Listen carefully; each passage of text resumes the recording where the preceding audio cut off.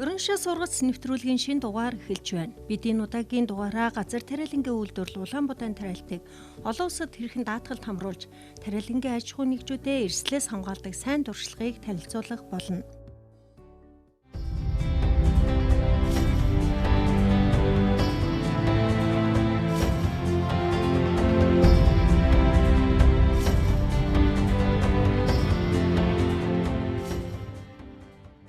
Тариабудаа тарьж ариун ургац авахыг байгальтай цагаан өргөөр шатар нүхтэй адил гэж зөвөрлөдөг. Энэ зөвөрлөл нь өргөд дээрх нүүдлийг тариалан хүн урьдчилан харж нүүдлээ зөв хийж чадвал хожино, хэрвээ буруу нүүдлэхийвэл хожигдох. Ийм л онол энэ салбарт үйлчилсээр ирсэн. Тэгвэл эрсдлийг бууруулах нэг гарцыг үр тариагаа даатгуулах энэ аргыг олон улсад хэдийн нэвтрүүлээд эхэлчихсэн. Газар тариалангийн үйлдвэрлэл эрхэлдэг дэлхийн 3 орны 2 нь даатгалын тогтолцоонд хэдийн шилжжээ. Газар тариалангийн даатгалыг хамгийн сайн хэрэгжүүлсэн газар бол Америк нэгдсэн улс. Америк нэгдсэн улс болон Канадад энэ их сайн хөгжсөн байдаг. Энэ бол их эртний систем. Засгийн газар ихээхэн хяналт тавьдаг. Ер нь засгийн газрын тусгай агентлаг хариуцсан ажилладаг. Маш хэмжээний өгөгдөл, туршлага, мэргэжилтнүүд дээр суйрлан ажилладаг. Эдгээр орны туршлагаас суралцах зүйл байгаа. Гэхдээ үүнийг шууд өөр орон хуулбарлах боломжгүй. Улс тус бүр өөрийн онцгойтой, өөрийн гисэн эдийн засаг, хууль эрх зүйн орчинтой. Мөн байгаль цаг үеийн нөхцөл өөр байдаг. Тиймээс эдгээр туршлагаас зөвхөн зарим хэсгийг нь авч орон нутгийн нөхцөл тохируулан хэрэглэх хэрэгтэй. Бүтцийн тогтвортой үр дүн олон оролцогч талын оролцооноос шууд хамаарна. Оролцогч талууд бүгд өөрсдийн гэсэн зорилготой, тэмүүлэл, ойлголттой байгаа. Талуудын ашиг сонирхлыг нэгтгэх хэрэгтэй. Оролцогч талууд гэж юу хэлээд байна гэхээр тариаланчид, даатгалын компаниуд, сангийн болон хөдөө аж ахуйн яамд гээд бүгд орно. Тэд бүгд энэ бүтцийг дэмжих хэрэгтэй. Мөн нөгөө оролцогч талынхаа ашиг сонирхлыг хүндэтгэн үзэх хэрэгтэй. Энэ бүтээгдэхүүнийг бэхжүүлж бий болгоход их цаг хугацаа орно. Даатгалын компаниуд яам агентлагууд суралцах ёстой. Гэхдээ эцсийн дүндээ амжилтад хүрнэ гэдэгт итгэлтэй байна. Олон улсын туршлагаас харахад хүн амыг экологийн цэвэр хүнсний бүтээгдэхүүнээр тасралтгүй доктортой хангахын тулд ялангуяа Улаанбаатар үйлдвэрлэлийг даатгалд хамруулдаг. Даатгалыг төрөөс үзүүлж байгаа мөнгөн бус бодлогын дэмжлэгийн нэг хэлбэр тооцдог. За манай улсад тариалан эрхлэлтийг дэмжих сан тушаасан Улаанбаатарын тоон тутамд 50,000 төгрөг эсвэл 70,000, 100,000 төгрөгийн мөнгө урамшуул олгож байсан. Ингэж бэлэн мөнгөөр урамшуул өгөх нь тариаланчдад дэмжлэг болохоос бус энэ салбарын үйлдвэрлэлийг доктортой хөгжүүлэхэд 100% чиглэсэн арга хэмжээ биш. Зөвхөн эзэдийг дэмжсэн бодлого гэж шүмжлэх хүмүүс ч бас байдаг. Угаасаа улс төсвийн хөрөнгөө гаргаж байгаа тохиолдолд хувь хүний гэхээс илүү эдийн засгийн том салбараа бодлогоор дэмжих нь илүү оновчтой гэсэн байр суурийг баримталдаг. Газар тариалан эрхлэгчдийг санхүүгийн хүндрэл болон бус хүндрэлээс хамгаалах үүднээс энэ хөгжсөн орнууд ямар тогтолцоо хэрэгжүүлж байна гэхээр энэ тариалан эрхлэгчд зориулсан даатгалын бүтээгдэхүүнүүд санал болгоод тэр бүтээгдэхүүнээрээ төрөөс дэмжлэг үзүүлээд тариалан эрхлэгчид худалдаж авахд хялбар хямд бүтээгдэхүүн гаргаж өгч тэр чиглэлээрээ тариалан эрхлэгчдэд дэмжиж явж байгаа. Энэ буцаад цаашдаа өөрснөө энэ хүнсний аюулгүй байдал болон хүнсний аюулгүй байдлыг хангаа явахд нь тус нэмэр болж байгаа. Дэлхийн бусад орнд ч гэсэн ийм аргыг түгээмэл ашигладаг байна.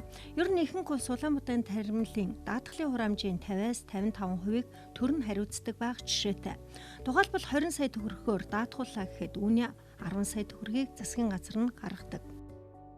Оросын холбооны улсын алтан мужид жишээлбэл тариаланч маань 100 гаад одоо буудаа тариалаа эхлээд за нэг гаагаас 20 центнер буудаа авдаг гэж бодоход одоо тэрний төлөх 15,000 одоо долларын улс нь одоо 7,500-ыг хариуцна.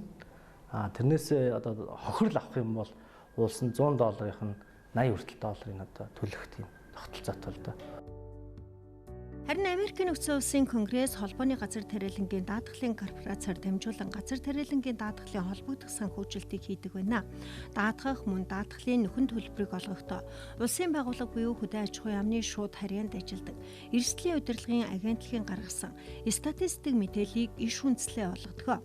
Өөрөөр хэлбэл гамшиг тохиолдсны дараа биш урьдчилан сэргийлэх нь улстай улмаар энэ салбарт ажиллаж байгаа олон мянган хүнийг ажилгүй болгох эрсдлээс хамгаалах сайн талтай гэж үзэж байна. Америк нэгдсэн улсад тармил ургамлын одоо даатгалын системийг одоо улсын даатгалын тармил ургамлын даатгалын корпорац зохицуулдаг. За энэ корпорац нь бол хувийн даатгалын байгууллагуудыг бол хянаж зохицуулдаг. За энэ корпорац бол хувийн даатгалын байгууллагуудыг фермер хүний одоо сонирхолд нийцсэн. За тухайн бүтээгдэхүүнийг бол үнэн боттойгоор одоо үнэлсэн ийм даатгалын бүтээгдэхүүн гаргахыг бол үнэхээр дэмжиж хүлээж авдаг. Даатгалын компани төрийн өмчөд төрөө санхүүжилдэг 100% төрийн өмчөд компани байна. Энэ компани газар тариалан эрхлэгчдийн даатгалын хураамжийг хөнгөлөх, даатгалын шин бүтээгдэхүүн гаргахад нь шин бүтээгдэхүүн дээр хяналт хийх, зохицуулт хийх үүрэгтэй.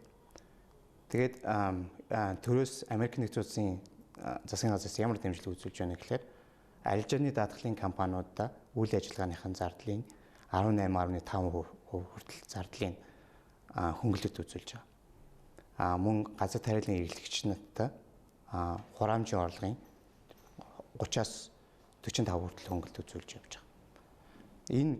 Энэ агентлаг энэ даатгалын төрийн өмчит компани байгуулагдсанаас хойш газар тариалан эрхлэгчид газар тариалангийн даатгалд хамрагдах оролцоо нь бол 9 нэмэгдсэн байна. За ойролцоогоор дэлхий дээр одоо яг газар тариалангийн тармил ургамлын одоо ургацын даатгалыг одоо явуулдаг 200 гаруй компаниуд байна. За эндээс бол үндсэндээ 20 орчим хувь нь одоо давхар даатгалын үйлчилгээг бол үзүүлдэг. За давхар даатгалын үйлчилгээг бол одоо сүүлийн үеийн байдлаар бол дэлхийн маш олон фермерүүд бол талархан хүлээж авдаг юм байна. Яагаад гэвэл давхар даатгалын систем гэдэг нь даатгалын бүтээгдэхүүн нь илүү олон одоо эрсдлийг одоо даах боломжтой ийм бүтээгдэхүүнүүдийг бол санал болгодог. За давхар даатгалын үйлчилгээ бол ялангуяа үйлчилгээг авдаг фермерүүдийн зах зээл бол Европын оронд бол хамгийн их одоо тэргуун байр суурийг эзэлдэг. За Европын оронд бол үндсэндээ одоо давхар даатгалын ч юм уу эсвэл зүгээр даатгалын зах зээлийн 60% зөвхөн мөндрөөс хамгаалах юм даатгалын бүтээгдэхүүн эзэлдэг байна. За яагаад гэвэл мөндрийн хувьд бол одоо тухайн Европын орнууд бол одоо хамгийн их эрсдлийг учруулдаг ийм одоо өвчин зүйл болдог. За энэс жишээлх юм бол одоо усан үзмийн талбай, хүнсний ногооны талбайг одоо дийлэнх хувь нь одоо бол даатгуулдаг байна.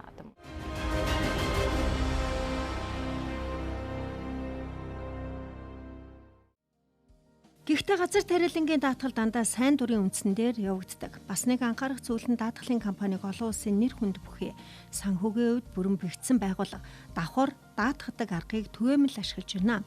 Учир нь өмнөх жишээ баримтаа сургамж авч давхар даатгалаар эрсдлийг нь хамгаалж өгдөг. Ер нь олон улсад их хэмжээний нөхөн төлбөрийн улмаас олон даатгалын компани дампуурч байсан гашуун түүх сургамж бий.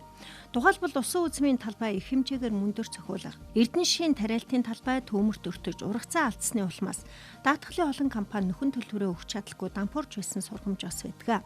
Улаанбуудаа нь өөрөө өртөг өндөртэй бүтээгдэхүүн. Ийм даатгалын төлбөрийн хураамж ч гэсэн өндөр гардаг тул даатгалын компани улсынх тэгээд төлбөрийн тодорхой хувийг төр нь өөрөө хариуцдаг. Бид нар Казахстаныг харсан, Оросын холбооны улсыг харсан.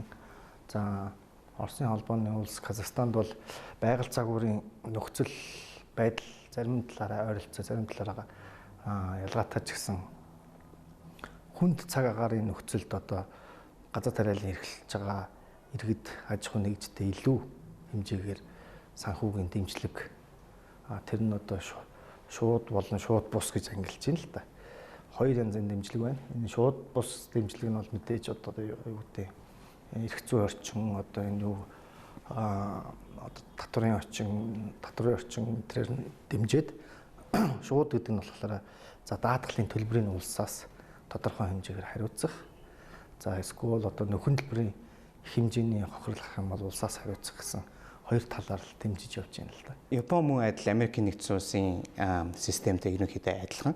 Японы хөдөөж хуй яамны доор бас төрийн өмчөд даатгалын компани байдаг. Гэхдээ энэ бүтцэн Америкийн нэгдсэн улсыг бодвол арай өөр. Мужийн засаг захиргаа оролцдог. Тэр тариалан эрхлэгчдийн холбооны байгуулсан сан бас байгаа. Тэрний доор нь мужийн засаг захиргаанаас гадна одоо Монголынхаар авч үзэх юм бол сумын засаг захиргаа гэсэн 3 төрийн байгууллагын засаг захиргаан дээр засаг захиргаа оролцоод энэ даатгалыг хэрэгжүүлдэг байна. Жишээ нь Улаанбуудайн даатгал дээр гэхэд Япон улс 50% хөнгөлөлт үзүүлдэг байна. Олон улсад газар тариаланг даатгалд хамруулахад эхлээд олон эсэргүүцэлтэй тулгарч байсан. Хэрвээ ган болж эсвэл ой хэрийн төмөр цагаагаар зочир хүүтэрч мөндөр орохгүй бол бие мөнгөө хид ими даатгалд өгөөд өнгөрөхөө. Өмнө даатгуулахгүй болоод л байсан өнгөрсөн жил ган болсон энэ жил дараасан ган болохгүй эзэгсэн хандлага их гарч үйжээ. Гэхдээ байгалийн эрсдэл тохиолдсны дараа даатгалын ач холбогдлыг ойлгож даатгалд хамрагдах нь тухайн аж ахуйн нэгжийн жилийн бизнесийн төлөвлөгөөнд заавал тусгаж өгөх нэг ажил болсон. Энд нэг жишээ дуртахад Америкт гэхэд аянганаас үүдэлтэй төмрөөс олж тариалангын талбайг бүтнээр нь шатааж үйдэг. Тэгвэл манай улсад газар тариалангийн салбарт эрсдэл хүлээх магадлал 60% байв. Түүнээс дээш 5 жил тутамд нэг удаа эрсдэл хүлээдэг болохыг сэрэмжлүүлж байна. За энэ асуудлыг зохицуулах үрийн тариалангийн даатгалын тухай хуулийг баталж бүр 2000 оны 1-р сараас мөрдөж эхэлсэн байдаг. Үрийн тариалангийн даатгалтай холбоотой хуулиудад болгоно жил болгон одоо тариалангийн талбайн хаан одоо услаагүй нөхцөлд тариалсан талбайн 20% нь бол үрийн тариалангийн даатгалыг услаатай нөхцөлд бол үрийн тариалангийн талбайн 10%-ийг бол албан ёсоор даатгуулахар юм заалт байдаг. За энэ заалтын дагуу бол манай компани үр тариа эрхэлж байгаа компани хөв хүмүүс бол даатгалд бол зайлшгүй амрагдаж байгаа нь чухал юм байнамаа. За энэ даатгалын одоо бол ач холбогдол нь юу вэ нөхөр нийт даатгуулсан талбайн хэмжээнийхээ 8%-аа тэнцэх одоо даатгалын төлбөрөө төлөөд хэрвээ эрсдэл тохиолдсон тохиолдолд тэр үндслээ сайн гаргаад баталгаажуулаад ингээд нийт тариалсан нийт одоо даатгуулсан талбайн үнэлгээний 80%-аа тэнцэх одоо нөхөн төлбөрийг авах юм боломж бүрдэж байгаамаа. Энэ нь бол нэгээр хэлбэл таримл ургамлын одоо үрийн чанарыг сайжруулах, үрийн нөөцийг нэмэгдүүлэх, ялангуяа одоо хаврын тариалтанд үр дутагдах энэ байдлаас гарахд бол нэлээд ач холбогдолтой юм хууль болсон юм байнамаа. Хууль батлагдах нэг хэрэг. Гисэн хэдий ч гэсэн батлагдсан хууль нь зардал өндөртэй эргээд өөрсдөө дампуурах магадлал өндөртэй гэдэг энэ салбар руу ордог. Хувийн аж ахуй нэгж байгаагүй. Тэгвэл энэ үйлчилгээг засгийн газар өөрөө эхлүүлж байна. Монголын газар тариаланд хамгийн онц чухал шаардлагатай түүхийд бол улаан буудаа. Улаан буудаа тариалагчдын өмнө тулгамдж байгаа бэрхшээл болон эрсдэл олон байгаа ч хамгийн хүнд аюултай нь ган юм. Нөхөн төлбөрийн хэмжээг даатгалын гэрээнд тусгаж өгнө. Ямар төвшөнд хэдий хэр хэмжээний зүйлийг ямар эрсдлээс даатгсан бэ гэдгээс харж болно. Тариаламжид ургацаа даатгуулсны дараа юу ч тохиолдож болно. Тэр бүрт нь даатгалын компанида мэдэгдэх ёстой. Энэ үед даатгалын компани шинжээчтэй талбай руу явуулж, нөхцөл байдлыг судлуулж, бодит алдагдлыг нь тооцоолох юм. Ургац хураах үед даатгалын компани болон тариаламжид хамтдаа хэрэг ургац авсныг тооцоолж, ургацын бодит өгөөжийг нь гаргаж ирнэ. Энэ бодит өгөөжийг төлөвлөсөн хэмжээ болон даатгсан өгөөжтэй харьцуулах замаар хохирлыг тооцох юм.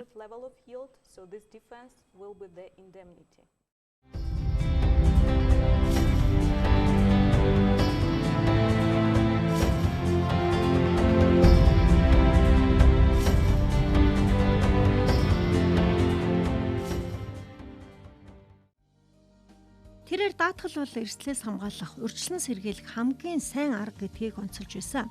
Үүнийг түүн энгийн үн жишээгээр тайлбарлавал манайхан эрүүл мэндэд эртнээс анхаарч элдв өвчин хуйч тусгаас нь өмнө сэргийлж эсвэл туссны дараа эмчлүүлэх хоёрын гарах зардал тэнгэр газар шиг ялгаатай байдаг. Илэгний хорт тавдраар жишээ татхад илгээ солиулах хагалгыг хийлгэх зардал нь 200 сая төгрөгөөр хэмжигдэнэ. Гэтэл урьдчилан сэргийлэх өвчлөхгүй байх аргыг эртнээс амьдралынхаа дадал хөвшил болгосон бол ийм өндөр зардал гаргаж хохирол амсахаас урьдчилан сэргийлж болно. Яг үүнтэй адил газар тариалан даатгалд хамруулах нь ирээдүйд учирч болох эрсдлээс хамгаалах хамгийн зөв сонголт гэдэг дээр олон улс хэдийн санал нэгдэж чаджээ.